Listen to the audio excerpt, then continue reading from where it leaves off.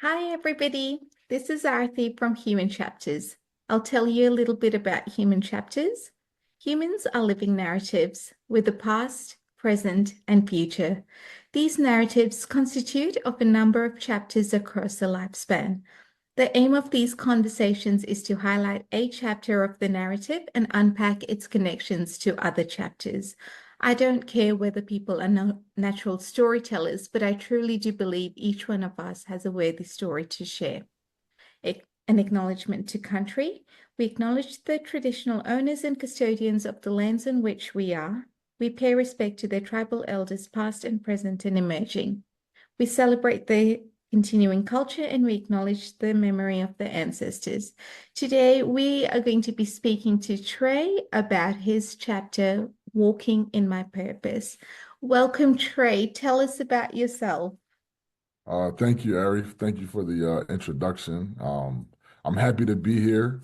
Excited to have a discussion today with you regarding my chapter, Walking in My Purpose. Where I talk about my educational career, and probably part of my own story as a student when I was Mhm. being educated. Well, we're always learning, so I can't say just during that time, but when I was younger. I am a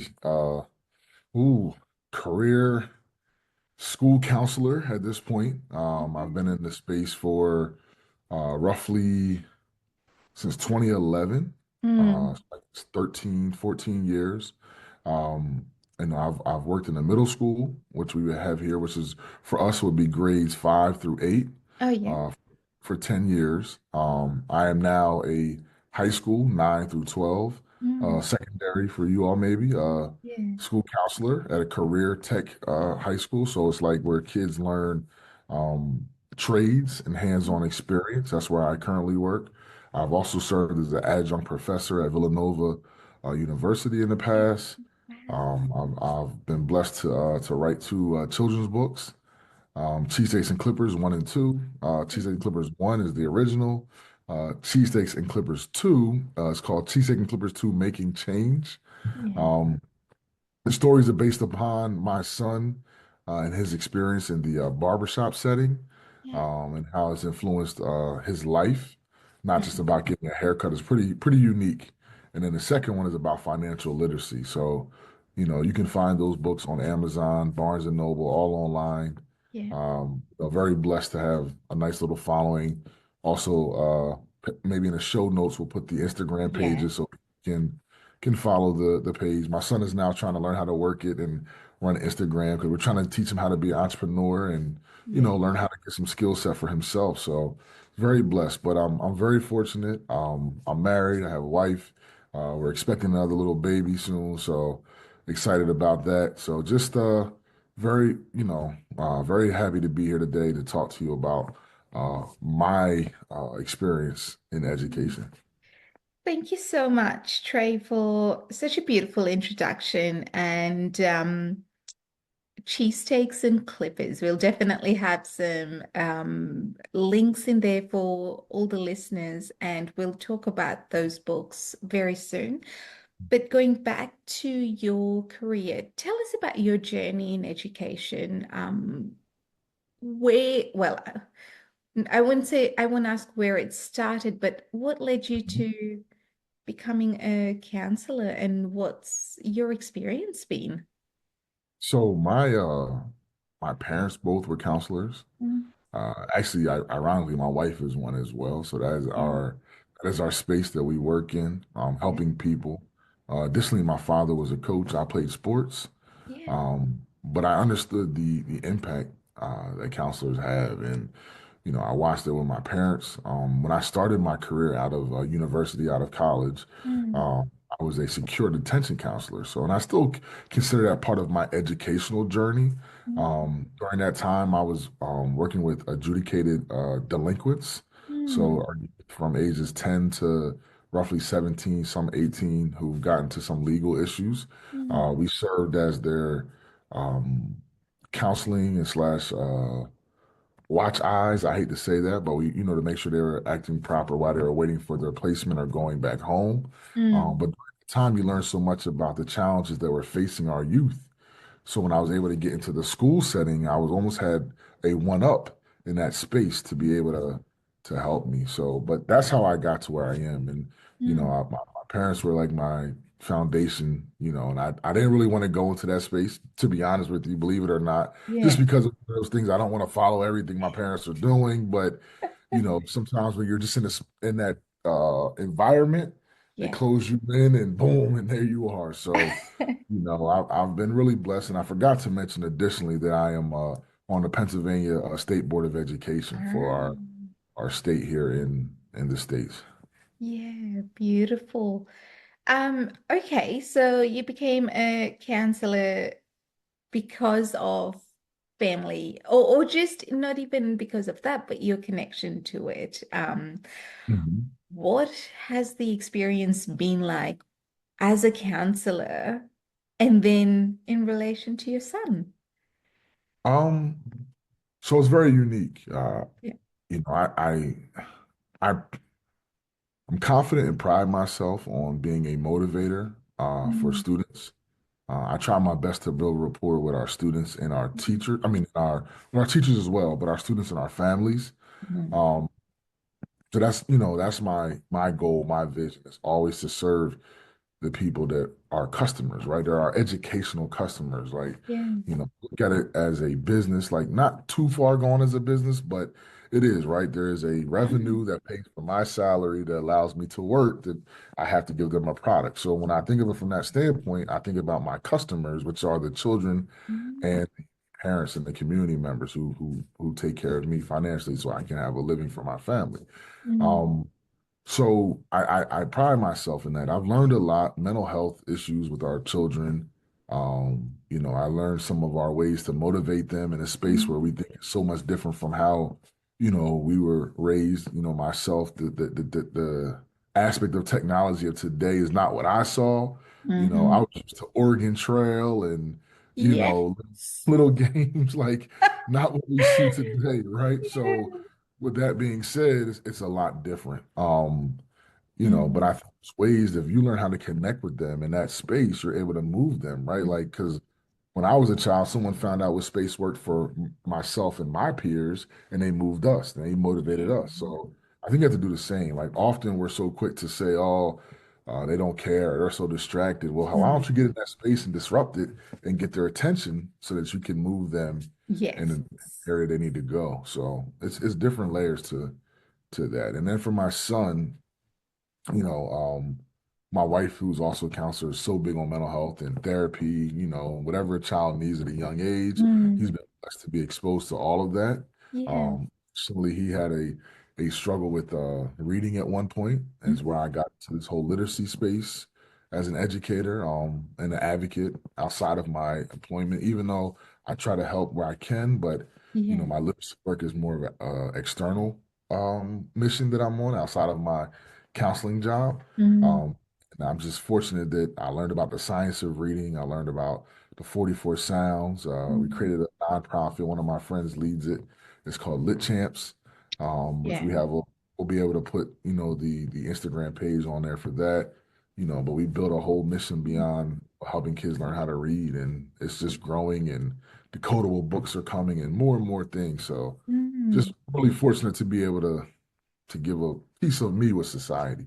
Absolutely. Trey, I'd love to unpack that chapter or that part of this chapter a little bit more. And it's around what you noticed for your son with his reading difficulties. Was there a diagnosis or did he get intervention in time? Like, what was that like for your son, but also for yourselves as parents. Um, Sure. So from the aspect of, I would say more parents first, because really mm, my son was so young. yeah. He he's in seventh grade now, so he probably was in like second grade during like the Yeah. pandemic time. Um, but he never complained, right? Mm, Uh, there were some early interventions when he was in like the kindergarten per mm, se age, pre kindergarten. some interventions, but it didn't last long. They said he did well. Um, but when we came home for the pandemic, I realized that he was struggling with reading. And I told my wife, I said, "Can you check this out?" And she felt the same. Yeah. So she said, "Let's see what we can do." We had a lot of time on our hands, right? It gave us opportunity to find what we wanted Mm. to do right for him with the fortunate connection of technology and social media. I found Yeah. someone, Faith Burkowski, who allowed me to meet with her, and then she Yeah. gave me opportunity to train my son and basically rewire his brain. Mm. So it's just an amazing experience, and I'm very very fortunate that Mm. I could have her help, and it changed my son's life. Yeah. And in that sort of help, teaching your child how to read as a parent, what are some of your key takeaways that you still remember today and you think it is important for parents to know? So a couple things. I think when your child is learning how to read, depending on even no matter what age they are, let me just say that from the beginning, right? Even if they are taught maybe improperly or they struggle or they're just being starting from the beginning, a parent needs to be there all the time, right? One thing that Faith stressed was that, my wife or myself, we had to be in the room when she was Mm. teaching him so that Mm. we could listen and learn. And then when we did a little homework with him during the week, because she met with him once a week. So when Mm. we did our weekly assignment that she gave us, we were able to help. So I think that's one thing. Often we give kids books and different things and say, go learn on your own. And, you know, Yes. I don't think we can holistically change a child without a parent knowing um, what to do as well, right? Like often the schools learn things and they bring in new curricula and they're training our teachers differently. But then we'd say, well, go home and do the homework, and the homework's not done. Then you're Yeah. mad at the parents, and the parents might be busy and all those other Mm. reasons why they're not being able to help. But also, I think if the parents have a little bit more inkling on what is need to be done, Mm. knowledge on it, then they can Yeah. help even faster. And I think that's more of a issue. Absolutely. And I love that you put parents need to be there. My other question is also, hi Faith. She's just beautiful Mm. with things that she's done, what she's doing currently. But what what was it? Because sometimes it could be a space of the practitioners telling parents stuff and just that idea of understanding it. We know that a lot of these skills are such micro level skills. Mm.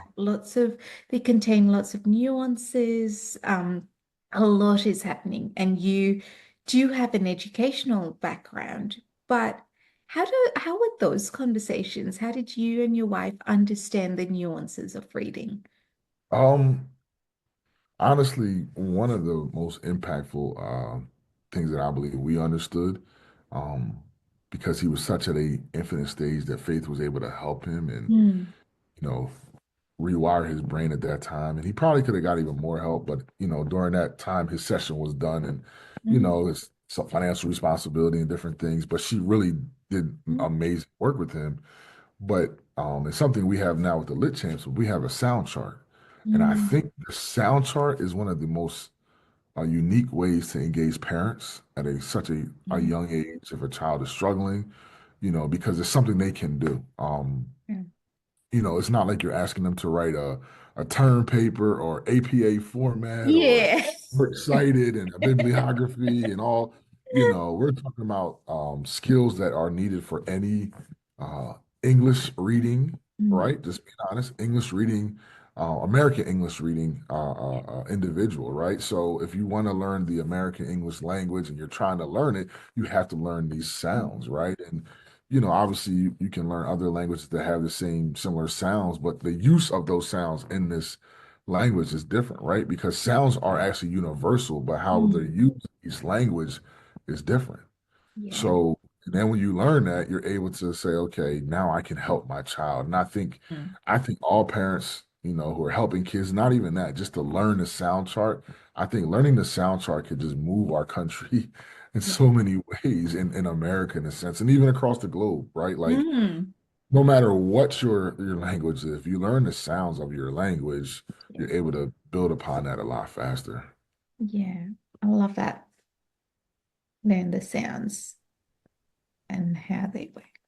Because I Beautiful. think that's power that parents can have, right? I can't ask you to write curriculum. I can't, but I can No. ask you to learn this skill because you can use that skill, right? Like a lot of Mm. people want they can learn and use, Yes. right? And we Yes. have to think of it from that standpoint. Like often we get stuff and then it's like, well, what do I do with this? Or when can I Mm. use it? How long will it be until I use it? But this is something you can learn and use immediately. And I think that's where the way to hook a parent Yeah. into the process. That is such a great catchphrase, but also so applicable to anyone that's Indeed. learning a skill. You learn Mhm. it and you use it, and that's where those nuances come in, is you learn about what's working and where you need to improve. Oh Um, my God, yeah. If you there's things you can hands learn on. and you can use immediately, Yeah. um, it changes the ball game on Yeah. your excitement about it and how frequently you want to learn it and how deep Mm. you go to the depth of how it works because you're able to use it, you know. Yes. But it's like having your driver's license but no car. If you have your license but no car, it's just like, oh God. But if you're able to have a car, Yeah. you know, your process moves faster on after you got your license. So it's That's pretty exactly unique. right. How long did it take your son to go from struggling in reading to being a proficient reader? Um, she worked with him about 7 to 8 months once a Yeah, week. yeah, So it took some time, and then she would do follow-ups and check-ins. So I would say at least like almost a whole year, to yeah, be honest with you. And then she was like, okay, like it slowed down at 7 or 8 months and yeah. became maybe like a monthly check-in going forward. Mm, But, and often, because of my relationship with Faith and yeah, because of a previous contract when she was working with my son, I will ask her, does she mind checking in? I will say, hey, yeah. can we check in? Do you mind? And if I need to set services up again, let me know, just Mm, to make sure because I'm trying my best. But even as an advocate, sometimes your parental lens and your advocacy mm, lens can get like blurred, and then you're almost missing things for your own child. So, yeah, and that's why there's teachers out here who still trying to get help for their own children because they're trying to help and then forget, like it happens. It's just the nature of the absolutely. profession. Yeah. And sorry, I should have clarified my question before, which is yes, there's that intervention period. But then Mhm. thinking about how it progresses further into schooling as well, is you go from, say, your phonics code to then longer words, and longer Mhm. words contain more syllables and more morphemes, your prefixes and suffixes. And that's where I personally see the difference is that students tend to get that phonics code, and then the minute it becomes longer for them, the word is longer, they have to almost go do that set for variability where they're having to just change those sounds very quickly. So Um, true. yeah, in those longer words, that's where I find so many students are getting stuck. And I was curious about your son and how that worked for him. So at this point, apparently it appears that he's doing well. Yeah. Can always get better, right? I know there are if you're familiar with simple uh words books, I think it is simple word books. Yeah. See them. She uh she has decodable books, chapter decodable books, right? So for Mm, that age of maybe middle school and on up, mm, right? So these kids can continue as they're building their yeah. their foundation, right? And then they can go into those longer words and continue that. So I think those are a tool that can help. Additionally, my son, ironically, and he's never been tested for dyslexia or anything, but he also had a handwriting issue, right? And it sort of goes hand in hand because he Yeah. did go home during the time where he would learn how to write even better and different things and write more Mm, often. They started right away to the computer, mm, but with that being said, I think that all goes in line with wanting to write well, right? And Yes. read well. Like, so it goes hand in hand. Like, I used to argue on the opposite side, I'll be honest, and say, oh, we're going to a tech space and we don't need but because we are still humans, as Oh, your book, right? Human yes. chapters, we still have to be able to have that kinetic learning with your hand and your Mm. brain connecting. So writing and doing things with your hands should never go away, no matter what. I was on that other side, I'll be honest. I said, oh, Yeah. we're no, no, no. I'm completely, we need both, Yes. the way one is more important than the other in this world we're in today. And it's different parts of the brain that are actually being used when you're writing. And I think, Trey, like with you, there were so many others that were on believing of we've got all of this technology, we've got Mhm. all of these things. Does handwriting matter? Whereas research says otherwise today. Oh Um, yeah, yeah, yeah. actually, Definitely. it's not, and it's not just with writing, but actually storing things, giving an opportunity for the brain to store it in the long term. That's where those benefits are Oh seen. yeah. But with handwriting difficulties, if you do have an issue forming a letter, that Hmm. is going to have a ripple impact on a word and a sentence and a paragraph. Your brain's going to get tired very quickly. Correct. Correct. And also, if you have a challenge forming it, I think sometimes, and I don't know for sure, I'm not going to say I did research on this, but it could Yeah. be a challenge on you reading that letter as well, right? So, like, Mhm. you might not recognize it or say it the wrong way as you're trying to pronounce things. So, it's definitely something we have to and a lot of it is foundational, right? I'm not talking Yes. about your high school slash secondary college level writing term Mm. papers. We're talking about like mastering. I had a presentation that I did a while back in June, um, for I can't think of the company's name. It was a big like online, and I'll give it to you. Give me 1 second, but um, Yeah. the title of my presentation was Making Basic Beautiful, and I went through my whole literacy walk. But I'm a firm believer in that. Like, Mm. we have to make sure that we are making sure that kids are learning and making basic beautiful. And that the title of that summit or conference was Accelerate Literacy Summit. Oh, Uh, yeah, the beautiful. Accelerate Literacy Summit, and that's where I did a presentation. I just talked through my story, but my presentation was making basic beautiful. And I learned that from sports. I'm a former college football player. And, one thing we did in sports was, in football was making basic beautiful, right? Like Mm. not perfect it, but get it to the best of your ability of the simplest thing. So Yes. you have that down and then everything else would build upon, right? Yeah. Trey, I really, again, I just resonate with so many phrases that you're talking about and making basic beautiful. That word basic, I think about it and I feel like it's it can be taken as just being simple and simple's not good enough anymore. Hmm. Almost that sort of negative connotation to it, but without the foundations. And in Australia, there is Dr. Pam Snow who talks Hmm. about foundational skills. It is pertinent that we have those foundation skills because they're the ones that are built upon. They're the Yes. ones that, so, we talk about people standing on the shoulders of giants. This is complexity standing on the shoulders of foundational skills. That's right. I believe Um, that really. Hmm. yeah. And when an impairment happens or say a breakdown happens, it's interesting to then think about you go back to the sequence of the foundation and where, So, yeah. when I was going to say, based upon my experience as an athlete, um, we used to watch film, right? We say the eye in the sky doesn't lie, right? So it was watching our film daily from our practice or from our games.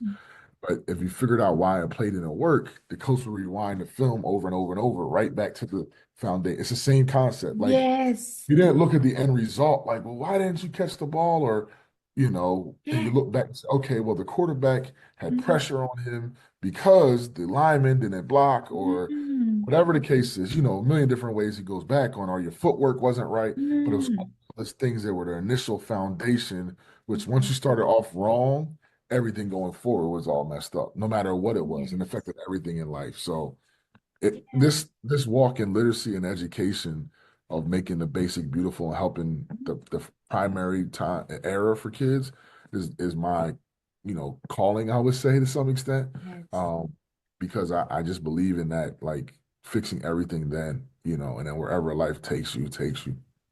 That's exactly right.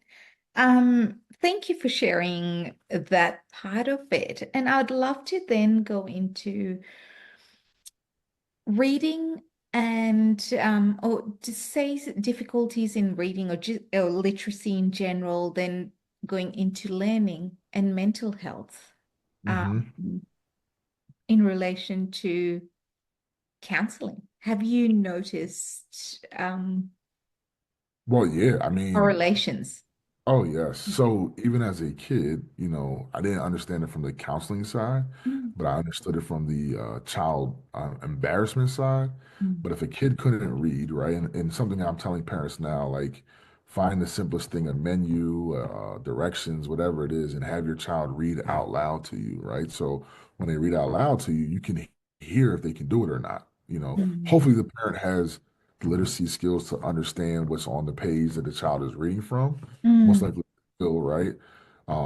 So we're hoping that they're able to listen to the child's skills. But when we're in school and the teacher is going around and saying, okay, it's your turn to read, and someone struggled with that, they were so embarrassed.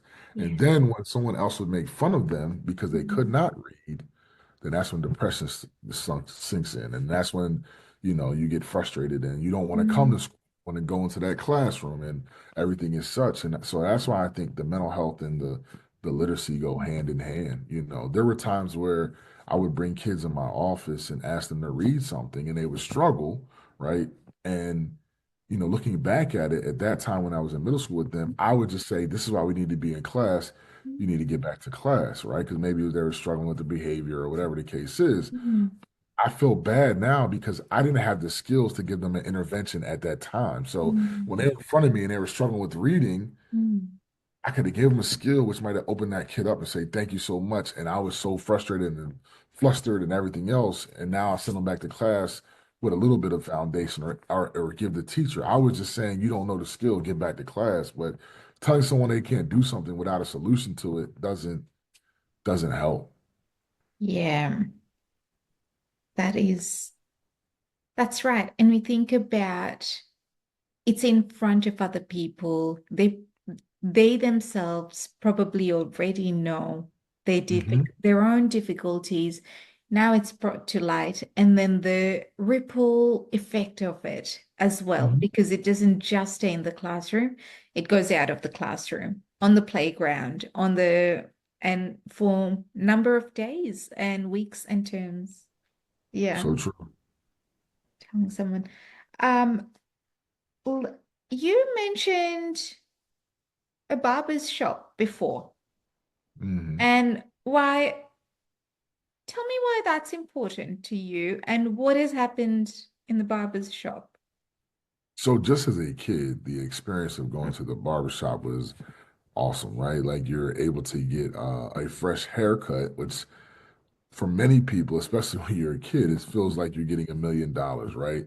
So Mm, you're getting cleaned up, and everything is such. But as you get older and you realize the people who walk through the doors are from all walks of life. So for me, based upon my children's books, I wanted to show that, you can learn so much from that experience, right? It might be once or twice a month that you attend, but it's like almost therapeutic, right? It's information gathering, it's accountability from your barbers themselves, right? So it's so much to learn, but yeah. it's also a central hub. Like in my community, it's a central hub. We have many different barbershops, but you know, um, any people depending on their walk of life Mhm. come through the barbershop, right? Because everybody needs to get groomed and cleaned and and Yeah. and, and shaved. So with that being said, I try to take that and build upon that and build a children's book. And then even when I was talking to my barber about my son's literacy challenges, Mm, he had a son and he was like, well, I need to learn more. And everything started going on. And before you know, we did a book club. where we did Faith Burkowski's If I Only Would Have Known. We did a book study on her book, and we posted that, and it was a YouTube. We recorded it on Zoom and Mm.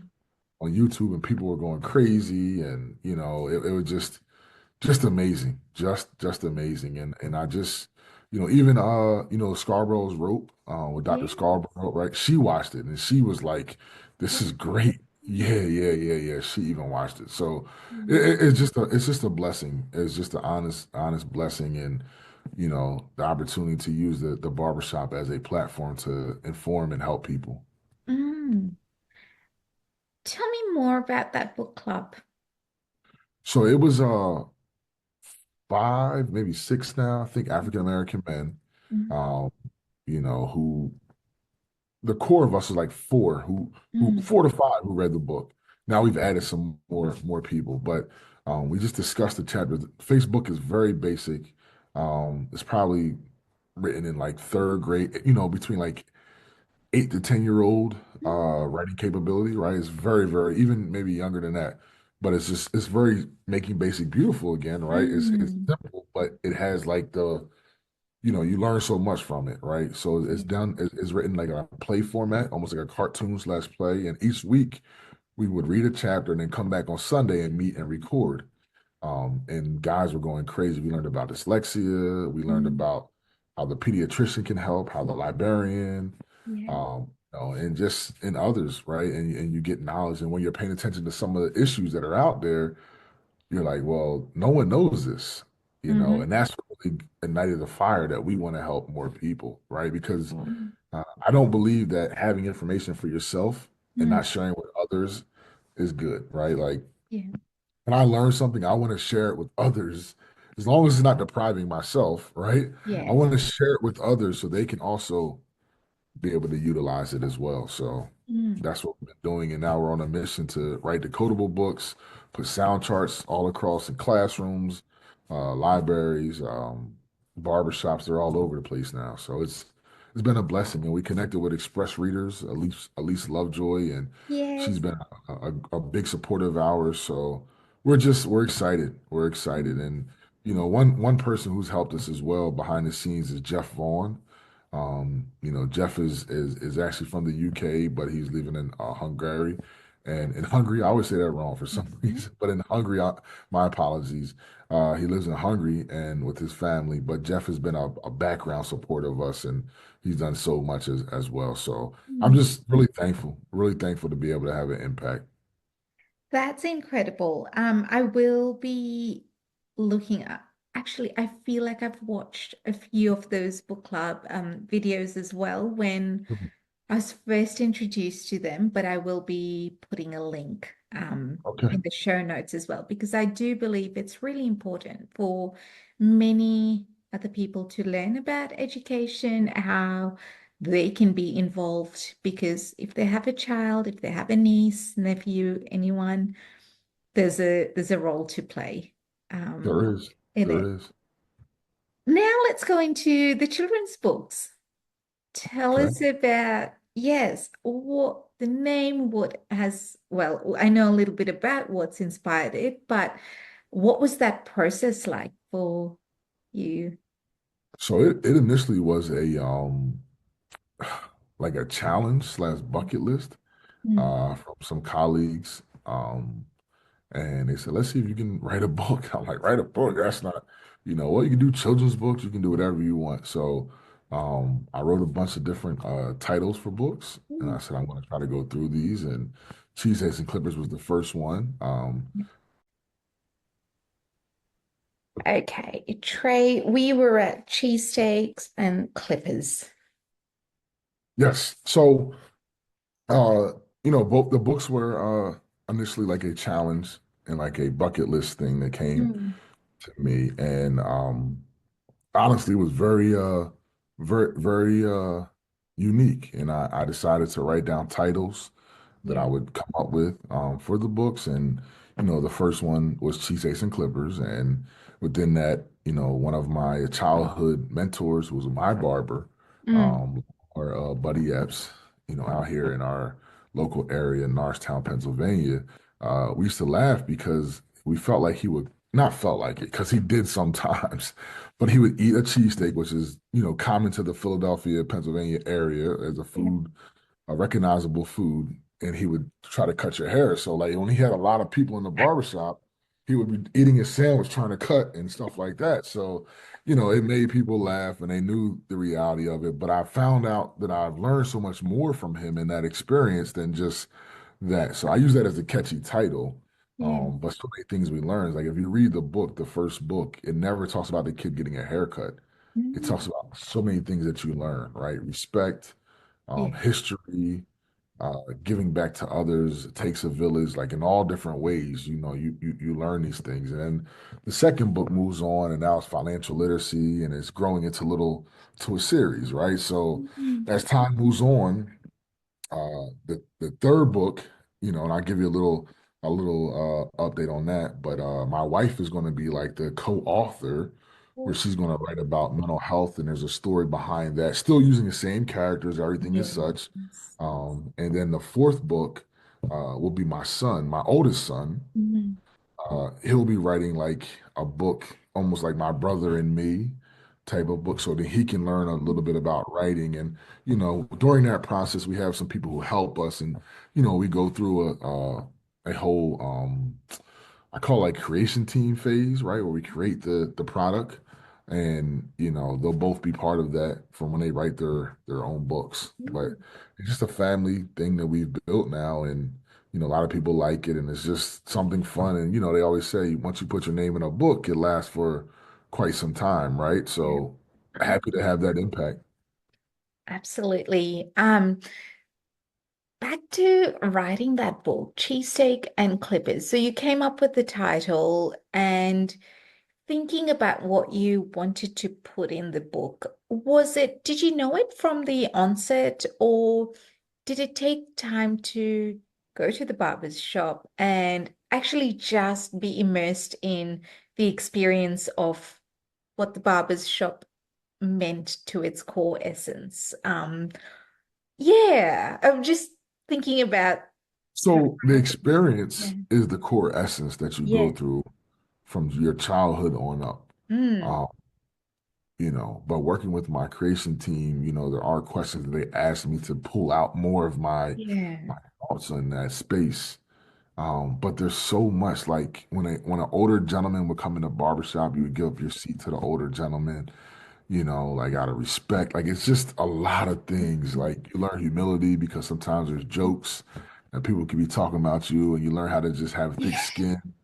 Yeah. So it's like so many different things Yeah. that you learn, and it's over the course of my experience, Mm. at 2 years old, that's where I learned. It wasn't like I studied it for a year. Like, No, I no. was trained and entrenched into this all my life, and Yeah. there's just many different ways, and like I said, the people who come in there, you learn from so many people because all walks of life come through Mm. those doors, right? It's not like a religious building, right, or a school. Mm. Because sometimes that can be quote unquote segregated, right? Because some Yeah. people go to one space for schooling, and some people go to one space for faith and different things. But when you come for that barbershop, it has all types of people. So you can learn so many different things. Mm.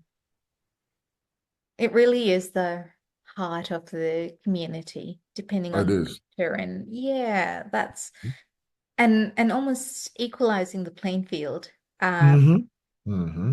which is brilliant. Yeah, what a great creative Mm-hmm. concept, coming from experience. And that's usually where they're really so much heart and soul. Thank you for that. Lit Champs. Tell us about Lit Champs. How did it form? Or have we already talked about part of So it? we talked about how Lit Champs formed, Yeah. um, where it's going. I Yes. think it's going to be the unique point of interest, and Mm. it's growing, right? Like there's opportunities. We have six primary, like basically kindergarten to second grade Mm. uh level books that are already completely written out, illustration and everything. We're just waiting on little fine details that we're working on. There's opportunities to do digital work, Yeah. right? space as well, because like I said, we still need hands, we still need Mhm. books, we also need digital. We're in a different world of today, right? So Yes. nothing is excluded from the learning process of Mm. today, right? We need it all. So there's a lot of opportunities in there. But I mean, just from doing the sound chart, I'm going to be honest, when we started the sound charts, and we have our website, I mean, parents and people were going crazy because there's a lot of adults who haven't mastered those sounds. So they Yes. were like, what? I've never, when you ask someone all the time, right, for the general American English alphabet, and you tell them how many letters are in alphabet, they'll say 26, right? But as soon as you ask them how many sounds, everybody stops. Yeah. Like, Yeah. what do you mean? Right. You know? And I'm like, huh? Well, there you go, right? Like Yeah. vowel teams, and what about these things? And they're like, I've never heard of that. And I said, Mm. well, you probably know it to some extent, but you Mm. haven't heard it nor seen it in that way, Mm. right? So you're not even able to help or teach somebody as you Mm. will want to, right? And I think that's where it goes back to our talk about the schools helping parents and connecting. Like, Yes. if you teach people the sound chart, I mean, I think parents will be having an opportunity to help because, like we said before, when you talk about a house falling apart or something that's structural falling apart, if there's any type of crack in that foundation, it messes up, right? So we need everybody's if any time we need people's hands on deck during education is 100% during those primary years, right? So that Mm. we can make sure that everybody, parents, community members, teachers, students, all are on board to support that. And when we get to that phase of, as we say, fourth grade, when you're reading to learn, no longer learning to read and everything is, then it might be a little bit more hands off and teachers are able to help the child as they ride the bike with the training wheels off, right? But while those training wheels are on and we're learning to read, we need everybody so that we don't miss Mm. anything for any loopholes, and then we can push them along and get them to where they need to get to. Yeah, absolutely. And the question that I did forget before was financial literacy. I know you said your second book is based on financial literacy. Let's talk about the importance of it because I think it's such a valid topic to start teaching children, but also why it's important as an adult to be talking openly about it. Sure. Well, one, we know that in the society and in life in general, right? I mean, there are like, not saying you have to do something for me to do something, but usually that how what happens, right? Like, you know, in what I would say, oh, I don't say jungle, but Amazon or places in which people's civilization is not as, civilized as people would call Mm, it, American industrialized place. Like I mm, hate saying that because civilization can be perception on how you look at it, right? But saying it in that space, um, even if you were to say, okay, I'm going to take you to go get the fish and then you'll fish for us and you bring it back. It's some type of bartering system, right? So mhm, in this country, money is part of the bartering system of where we operate. We talk about spending, sharing, and saving in our book, mm. right? So kids can learn how to put a little money here, a little money there, a little money here, right? Yeah. Even recently, I had a Facebook post where I said we need to stop telling children that were working a part-time job and start saying another source of income, right? Yes. Because that changes on how they look at things. So if they had five part-time jobs, they didn't look at through a deficit mindset. Oh, Mm, I gotta go to my part. No, you're saying, oh, I'm going to make a little bit more money, right? I have another source to bring in money into our household, right? And I think that changes it. And when we start looking at it from that standpoint, we're able to mm. to build a strong universal mindset towards handling money and how Yeah. to do it. And then we all have our struggles. I mean, I have mine, my household. We're all learning, right? Because Mm, something that has to be taught. It's nothing that it's not like saying two plus two, right? It's like there's mm, discipline within that. There's uh, investing, Mm, not just saving, like a lot of little different things. And mm, within my book, it talks about that, and it also talks about circulating the dollar, right? Like how mm. to circulate the dollar within the community that can help others as well. So there's a lot of different concepts that these books help. Well, these books are enjoyable by children, but it Mm. can also help an adult tell a story that can help the child further on. So it's pretty unique. I mean, I like to teach Yeah, sometimes complex things and making it basic, beautiful yeah. settings. Right? So like that's just who I am. That is so interesting, Trey. And I am looking up, but I'm thinking about financial literacy. But you know how when you dig into the topic of money, there's your generational money story. Oh my. What Hmm. it's been as a culture, what the beliefs have been. It's been, just personally from my culture and the money story, it's been very much along the lines of don't think too much about it, but also at the same time, we have to be able to share it, but don't really talk about it. And a lot of it was that type of, oh, we can't talk that openly about money. There's such a stigma attached to it. And it's Mm. really Interesting. interesting.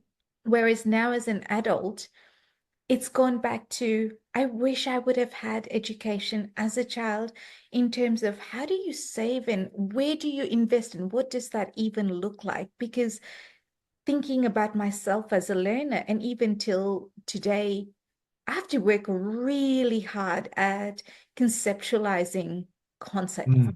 And Hmm. what does that mean? And how does that apply to the real world? But how does it grow or how does it reduce? They're very complex concepts just in general. But for people with difficulties, it makes it even more complex. And therefore, when you're Oh. not learning it as at a young age, um, Hmm. with a practical aspect to it, it's really difficult to then start learning as an adult. And this is what happens all the time is you start when you're an adult and really it should have been when you're a child. Yes, man. So Yeah. we are actually in Pennsylvania. As I mentioned earlier, I'm part of the State Board of Education. Um, but I believe it's in 2026, if not 2025, so maybe next year, but I believe it's 2026. We're doing a financial literacy curriculum that's going to be one of our state standards, education standards for the Wow. entire state. So it's pretty unique. Excited to see that being rolled out for our children and families throughout the Commonwealth of Pennsylvania. Mm. And like you said earlier, it's a transactional system, right? It's got the currency involved, but historically, transaction systems have happened everywhere. It's just, Everywhere. yeah, different form in a different capacity. That's why I said, like, if Yeah, whether it's riding a bike before you go fishing with your friend yeah, or someone drives you and they said, okay, I'll drive you there, you do the yeah, fishing, and we'll eat. Like you fish and we eat, or whatever the case. yes. You know what I mean? Like it's still a system. Like you're bartering in essence. Yes, that's right. And a few years ago, actually, this would have been pre-COVID. I was having a discussion with my sister, and my sister's she works in the financial world and all of that. But she and she's very good with thinking about money and this and that. And she posed the question, Artie, if tomorrow money wasn't there, what would happen? Because we always had that bit of, oh, let's talk about money, but because of the stigma attached, I would be like, Hmm. oh, I just want to do things. And she's like, but tomorrow, if you're thinking that there's no money, what's going to happen? And it's been such a pivotal question that she posed that got me thinking, well, what would happen? Because in today's day, the transaction currency is money.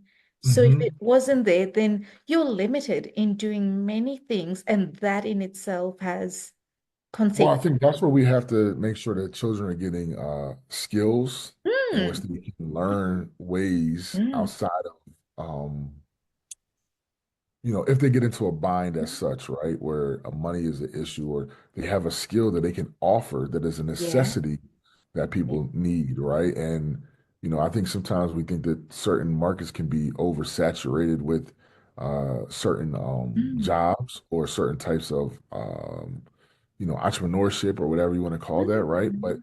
there are I don't know how many billion people in the world, right? I'm off on my number right now, but you can serve in so many different capacities to Mm. so many people. Like you live in a community where you are from that people who I've never met, right?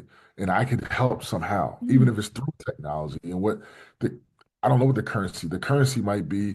Well, we'll help you, I don't know, design a picture. I don't know, Yeah. whatever, right? Yeah. But like, there's ways that we can use it. So Mm. I know it's not, I can't reach through this computer, Yeah. right, and shake your hand, but I think there are ways that we're able to help each other in a space that we can never do before. And, I love watching videos that sometimes come on Mm. social media that might be from that uh, Amazon slash type of environment, right? Because you're Yeah. watching how people survive, and then it helps you get the blinders off of what you think society is like. Like it's not like that everywhere, right? Like Yeah. it's just not. Education is not like it is in, everybody going for 7.5 hours. In some countries, they Mm. go for 4 hours, take a break, and then maybe go back for an hour every day, or That's right. it's different ways. But if you only know what you know and Mm. you think that's the only way for it to work, Mm. fortunately, I can't respect that. But I think you're Mm. hurting yourself not opening your eyes to see the global society that we are blessed to be connected with, especially through technology of today. Mm. Absolutely. That's right. And we're all so much more connected. So therefore the opportunity is there to look wider and learn about more stuff. Hmm. Um, Hmm. yeah, thank you for that, Trey. Walking in your purpose, all these elements that we've talked about, from you being a counselor to your son having difficulties to um, the barbershop experience, Hmm. children's books that you've written, lit champs. Has there been anything you've wanted to share that I haven't thought to ask you or No, not really. I mean, I did coach sports yes, a few years, and yeah. I did some. I was a football coach, but then also Mm. for a basketball program, I did a lot of off the court activities for like I was Yeah. director of operations. Um, so but really not really. I mean, I just think at this point, I'm very, very, very, very, very, very fortunate that Mm. my experience in the education sector has gone in many different arenas and facets, Yeah. and it's allowed me to really see almost all of it, right? Like I do primary stuff with literacy. I did middle school years, right? Now I'm doing high school years. I'm in a Mm. career tech setting. I've done athletics. Mm. Uh, I've worked on a college, level, Mm. as an adjunct professor, in the master's program. So Yeah. I've seen a lot, right? From the entire K through 12 and post-secondary. Mm. Um, I'm just fortunate. I'm not better. I'm fortunate, Mm. but I don't, like I said earlier, I don't believe that my knowledge and my experience is beneficial if it's not being shared with others, Yeah. right? So I try my best to do that and see how I can help. And, I don't always agree with everybody, and I don't think you should. We're human, right? Yeah. I have strong feelings about certain things, but I believe that, we can all find our space that we can be Yes. successful in ways. And that's just who I am. And I try my best to stick to that and see where I can help. No, that's wonderful. And I'm going to be putting all of the links where people can find you, and also a lot of the things we've talked about, the recording of the book club, your links to the children's picture books, and Mhm. I think that was the big three. Yeah, in the show notes so people can access and yeah, contact you if anything resonates, if they have questions. But thank you so much for being a part of Human Chapters, talking about your chapter, Walking in My Purpose, and For everyone that's listening, this conversation will be available on Human Chapters YouTube, Human Chapters podcast, and Human Chapters Facebook page. So please listen to it, share it with whoever may resonate. And yeah, literacy, learning is really a human right for everyone. Thank Amen. you. Thank you.